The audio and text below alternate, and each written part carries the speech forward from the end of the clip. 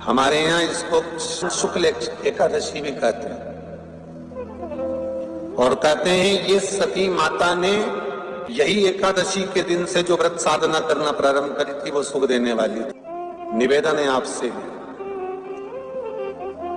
कोई कार्य अटक रहा है, तकलीफ आ रही है, दुख है, लक्ष्मी नहीं आ रही, परेशान हो, 108 बेलपत्र की, जो बेलपत्र होते हैं उसकी, इसको छेद तो करते नहीं है सुई से, बेलपत्र की डंडी को बांधते जाओ 108 बेलपत्र की माला बना लो और माला बनाकर भगवान शंकर के गले में, शंकर के शिवलिंग को जो चढ़ा देता है उसकी मनोकामना भगवान शंकर पूरी कर देते हैं। अट्टा एकादशी 108 बेलपत्र की माला बनाकर शंकर भगवान को समर्पित करी जाती है।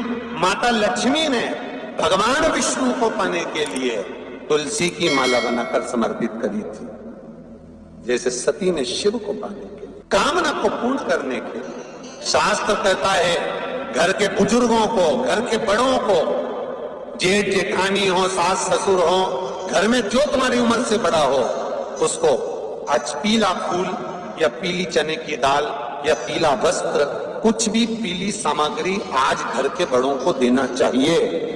क्यों देना चाहिए? तो शिव महापुराण की कथा कहती है कि जो शुक्ल पक्षी की एकादशी के दिन पीली वस्तु का दान दे देता है, घर के किसी ब्राह्मण को देने नहीं जाना, किसी मंदिर में देने नहीं जाना, आपके ही घर में, आपके ही घर के बड़ों को किसी भी पीली चीज का दान कर सकते।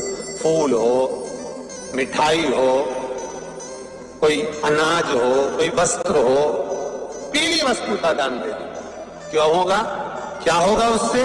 शिव महापुराण की कथा कहती है उससे जिंदगी में कभी बड़ी बीमारी प्रवेश नहीं करती। सनातन धर्म कहता है बट वृक्ष की पूजन करने वाला, बट वृक्ष के नीचे शिव की आराधना करने वाला, लोम समर्पित कर जल चढ़ाने वाले का जैसे कर्ज मुक्ति होती है, उसी तरह आंवले के वृक्ष के नीचे मात्र ताजा मिष्ठान दूध का बनाकर उस सामग्री को भगवान आंवले के वृक्ष के नीचे पूजन करने से लक्ष्मी और संपदा की वृद्धि होती है। जैसे शमी का पौधा, शमी का वृक्ष, शमी के वृक्ष के नीचे मात्र दूध और जल मिला हुआ जल, शमी के वृक्ष के नीचे मात्र ओघड़दानी अवधूतेश्वर महादेव के नाम से केवल हफ्ते में एक बार भी अगर दूध और जल का मिश्रण शमी के पौधे के नीचे कर दिया जाता है तो कहते हैं शरीर में बड़ी से बड़ी अगर बीमारी है, कहीं कैंसर जैसा रोग है या किडनी लीवर जैसा रोग है, कोई भी तकलीफ, कोई गांठ अगर शरीर में हो गई है, तो शमी के वृक्ष के नीचे दूध का जल थोड़ा सा हफ्ते में एक बार अवधूतेश्वर महादेव के नाम से समर्पित कर देने से रोग का निवारण होने लगता है, रोग थम जाता है और उस आगे नहीं बढ़ पाता और उसका इलाज चालू होता है। बस एक बात का स्मरण रहे, आप आंवले के वृक्ष के नीचे अगर कोई भोग लगाया गया है पा सकते हैं, पीपल के वृक्ष के नीचे कोई भोग लगाया है पा सकते हैं, बट वृक्ष के नीचे कोई भोग लगाया गया है पा सकते हैं। जिस वृक्ष के नीचे भोग लगाओगे पालोगे, पर शमी वृक्ष के नीचे का जो भोग लगाया गया है वो नहीं पाया जाता। शमी वृक्ष का जो प्रसाद है वो आपको वहीं छोड़ना पड़ता है। के बाद मत दो एकादशी जीते जी दो। दो चीजों को याद रखिए, गौदान और एकादशी। श्रीमद वल्लभाचार्य जी ने मायावत का खंडन करा था जगन्नाथपुरी में, और श्रीमद वल्लभाचार्य जी ने कहा था एकादशी मरने के बाद मत दो, एकादशी जीते जी दो। कहा था कि नहीं कहा था? जीते जी दान करिए। इसलिए जगदीश में, जगन्नाथपुरी में एकादशी उल्टी लटकी हुई है। करें अपने दर्शन, जगदीश में एकादशी को उल्टा लटकाया। क्यों? क्योंकि वल्लभ ने कहा कि एकादशी जीते जी दो। कई पंडितों कहते हैं तुम्हारे दादाजी मर गए, जब 12वें का दिन होता है ना तो पंडित जी संकल्प छुड़ाते हैं, दो एकादशी। बड़े बेटे ने 5 दे दी, छोटी बहू ने 3 दे दी, उसने 2 दे दी, उसने 2 दे दी, तो क्या तुम्हारे दादाजी भिखारी थे जो तुम्हारी एकादशियां लेकर जाएंगे? और तुम कौन होते हो दादाजी को एकादशी देने वाले? तुमने कौन सा इतने पुण्य कर लिए जो तुमने एकादशी दे दी? एकादशी के दान की महत्वता श्रीमद वल्लभाचार्य जी ने कहा कि कोई व्यक्ति अगर खटिया पर सड़ रहा है, पलंग पर तड़प रहा है, हॉस्पिटल में पड़ा हुआ है, तो निवेदन है कि उसको देखने जाओ तो अपनी करी हुई एकादशी में से 2 एकादशी का दान उसको तुरंत दे दो। क्यों? तो जिससे उसको मोक्ष मिल जाए, मरने के बाद नहीं।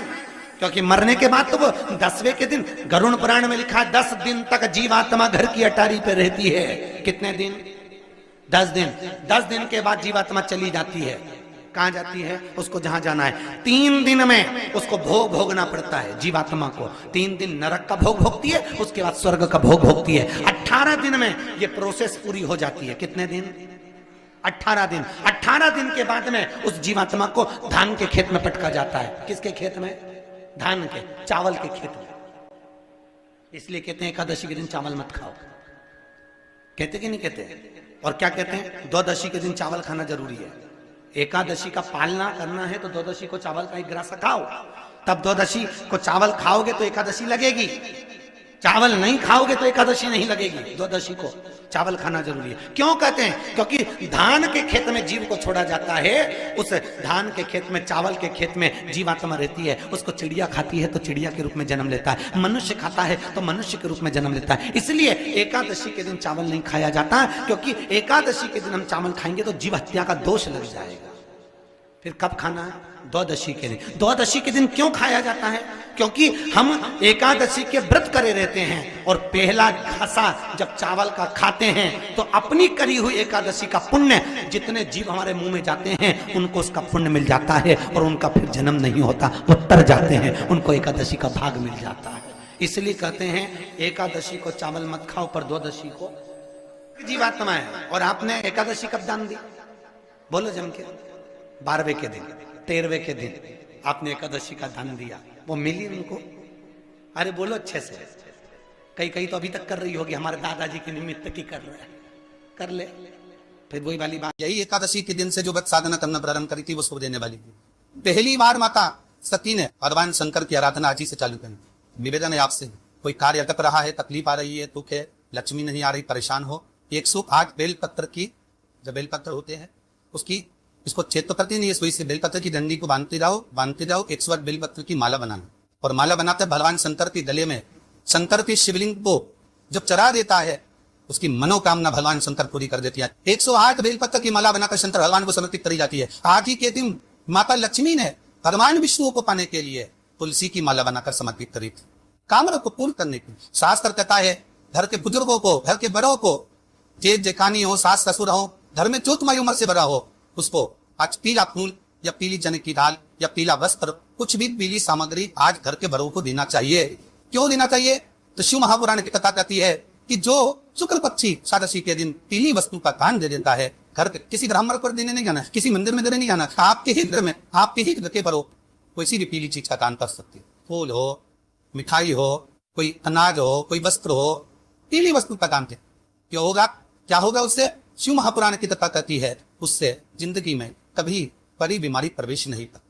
जिसके घर में कमाने वाले 2-4 हैं, पैसा तो आ रहा है, अब घर में टिक नहीं रहा, डॉक्टर में, पुलिस में, एक्सीडेंट आदि में, कहीं गलत जगह पर व्यसन में अगर पैसा जा रहा है, जुए में, मांसाहार, मदिराम पान, या कहीं आया पैसा आने में कमी नहीं आ रहा, पर टिक नहीं रहा, रुक नहीं रहा, कोई मांगने आ लिया, दे दिया, पर वहां से अपने पास नहीं आ रहा, अपन कह रहा भैया हमारा पैसा लौटा दो, नहीं आ रहा। हमारा शिव महापुराण की कथा कहती है एकादशी के दिन गंगा के जल में मात्र 7 बेलपत्र डालकर जो नंदीश्वर भगवान अर्थात जो शंकर जी के शिवलिंग के सामने नंदी होता है, उस नंदी के चरण पर गंगा का जल चढ़ाकर बेलपत्र शिव पर समर्पित कर देता है, उसके घर में रुपया रुकना चालू हो जाता है, तो वो गलत जगह पर नहीं जाता। गलत स्थान पर वो धन जाएगा ही नहीं। बेटा अगर व्यसन में पड़ा हुआ है, मदिरा पान का पड़ा हुआ है, मांसाहार में, जुए आतिक में जा रहा है, तो भी लग रहा है कि मेरा बेटा गलत मार्ग पर जा रहा है, मित्र दोस्ती गलत हो रही है, वो सही जगह रहे।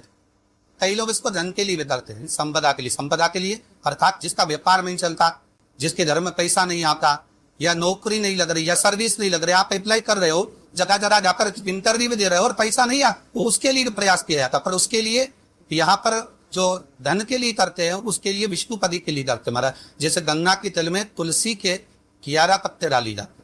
कितने पत्ते डालते हैं? 11 तुलसी के पत्ते डालते हैं, और उसको किसी भी नारायण के मंदिर में राम कृष्ण शिव शंकर राम कृष्ण भगवान विष्णु, दत्त आदि जितने नारायण के मंदिर है, उस मंदिर में किसी भी पात्र में, एक छोटे से पात्र में उसको भरकर रखी आते महाराज, उससे भी जॉब सर्विस नौकरी में सफलता प्राप्त। और एकादशी का दूसरा नियम बहुत ध्यान से सुनिएगा। जिस दिन आपकी एकादशी का व्रत हो उस दिन प्रयास करिएगा कि अपने हाथ से किसी भी वृक्ष की कोई पत्ती टूटे ना। किसी भी वृक्ष की, पौधे की, किसी भी वृक्ष की पत्ती अपने हाथ से ना टूटे। बहुत ध्यान दीजिएगा महाराज। एकादशी का ये दूसरा नियम है कि अपने हाथ से किसी पौधे की, किसी वृक्ष की, किसी डाली की, जो पूर्व में किया गया हमारा पाप कर्म है, हमने किसी जीव की हत्या करी है, हमने किसी को कष्ट प्रदान करा है, हमने किसी को अपशब्द कहा है, हमने किसी को ताने दिए, हमने किसी को आड़ा टेढ़ा कहा है, हमने किसी को गालियां दे दी है, मात्र एकादशी का व्रत ही कर लेने पर ये सारे जो दोष हैं वो समाप्त हो जाए। जब एकादशी का दिन रहे और शंकर जी के मंदिर में आप जल समर्पित करें तो 3 बार मुख से स्वधा स्वधा स्वधा। गंगा के जल में एकादशी के दिन 7 बेलपत्री डालकर जो नंदीश्वर भगवान अर्थात जो शंकर जी के शिवलिंग के सामने नंदी होता है, उस नंदी के चरण पर गंगा का जल चढ़ाकर बेलपत्री शिव पर समर्पित कर देता है, उसके घर में रुपया रुकना चालू हो जाता है, फिर वो गलत जगह पर नहीं जाता। एकादशी के दिन द्वादशी भी पड़ जाए, एकादशी के दिन त्रयोदशी भी पड़ जाए, मतलब एकादशी, द्वादशी और त्रयोदशी तीनों तिथियां एक साथ पड़ जाए और उस दिन एकादशी का व्रत जो रख लेता है उसको हजारों एकादशी का पुण्य फल प्राप्त हो जाता है। फिर वो जिंदगी में एकादशी करे चाहे ना करे। और फिर ध्यान देना, कोई मर रहा है, कोई तड़प रहा है और आपने तो अपने जीवन में एक ही एकादशी करी और वो कौन सी त्रिविधि, और मान लो कोई मर रहा है तो आप उसमें से अपनी एकादशी में से आप 5 एकादशी दे सकते, भले आपने एक करी हो, क्योंकि आपने हजारों कर ली एक साथ। पद्म पुराण में लिखा है और विष्णु